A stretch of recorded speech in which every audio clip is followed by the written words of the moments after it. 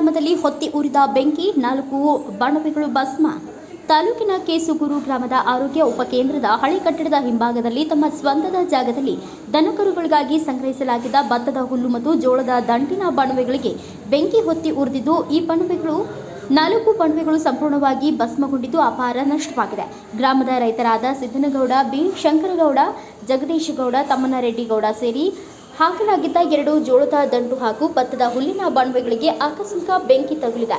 ಕೂಡಲೇ ಅಗ್ನಿಶಾಮಕ ವಾಹನಕ್ಕೆ ಕರೆ ಮಾಡಿದ್ದಾರೆ. ಗ್ರಾಮಸ್ಥರೆಲ್ಲ ಸೇರಿ ನಂದಿಸಲು ಮುಂದಾಗಿದ್ದಾರೆ. ಆದರೆ ಒಂದೇ ಕಡೆ 4 ಬಣವೆಗಳಿದ್ದ ಎಲ್ಲೆಡೆ ಬೆಂಕಿ ಚಾಚಿದ ಕಾರಣ ಅಗ್ನಿಶಾಮಕ ವಾಹನದ ನೀರು ಖಾಲಿಯಾಗಿ 5-6 ಬಾರಿ ನೀರು ತುಂಬಿಕೊಂಡು ತರಲಾಯಿತು.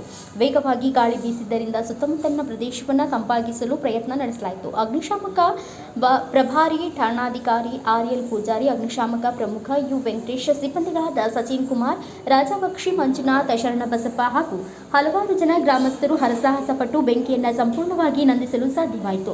ರೈತರಾದ ಸಿದ್ದನಗೌಡ ಮಾತನಾಡಿ, ಲಕ್ಷಾಂತರ ರೂಪಾಯಿ ಖರ್ಚು ಮಾಡಿ ದೂರದ ಊರುಗಳಿಂದ ಭತ್ತದ ಹುಲ್ಲು ತರಲಾಗಿತ್ತು. ಸುಮಾರು 30 ಎಕರೆಯಷ್ಟು ಜೋಳದ ದಂಟು, 20 ಎಕರೆಯಷ್ಟು ಭತ್ತದ ಹುಲ್ಲು ಸಂಗ್ರಹಿಸಲಾಗಿತ್ತು. ಜಾನುವಾರುಗಳಿಗೆ ಮೇವು ಇಲ್ಲದಂತಾಗಿದ್ದು, ಏನು ಮಾಡೋದು ತೋಚದಂತಾಗಿದೆ ಎಂದು ತಮ್ಮ ಅಳಲನ್ನು ವ್ಯಕ್ತಪಡಿಸಿದರು.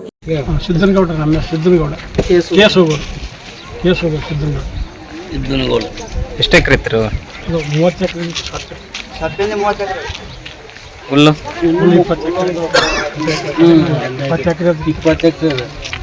ಎಕರೆ ಹುಲ್ಲು. ಜನಗಳು ಒಂದು 20 ಜನ 15 ಜನ ಇದ್ದೇವ್ರಿ. ಹಾಗೂ ಇಟ್ಟು ಕಿಚ್ಚಿ ಎಲ್ಲ ಟ್ಯಾಕ್ಟ್ರ್ ಕೊಡೋದು ಎಲ್ಲ 2 ದಿನ ಟ್ಯಾಕ್ಟ್ರ್ ಕೊಟ್ಟು 4 ಜನ ಬೇವ್ರ ಊಟ ಹೊಡೆದಾರ ಸರ್.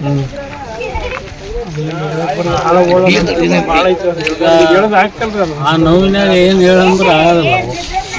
ಇದೇ ವೇಳೆ ಗ್ರಾಮಸ್ಥರಾದ ದಳಪತಿ ಲಕ್ಷ್ಮಣ್, ಅಂಬಣ್ಣನವರ್, ಸಿದ್ದಪ್ಪ, ಪೂಜಾರಿ ಬೆಟ್ಟಪ್ಪ, ನಾಗಪ್ಪ, ಕೊಂಚಿಗೇರಿ ಫಕೀರಪ್ಪ, ನಷ್ಟಕ್ಕೊಳಗಾದ ರೈತರಿಗೆ ಸರ್ಕಾರದಿಂದ ಸೂಕ್ತ ಪರಿಹಾರ ದೊರೆಯಬೇಕು ಎಂದರು. ಬ್ಯೂರೋ ರಿಪೋರ್ಟ್ ಶ್ರೀನಿವಾಸ್ ನಾಯಕ್, ಭಾರತ ವೈಭವ news, Siruguppa. Thanks for watching. Read, discuss and debate with editor Dr. Yan Prashant Rao. Wanted reporters in print, digital and visual media for Bharat Vaibhav Daily Newspaper, BV News Channel and BV Fast Web News from all the talukas of Karnataka. If interested, send your resume to 9010229369.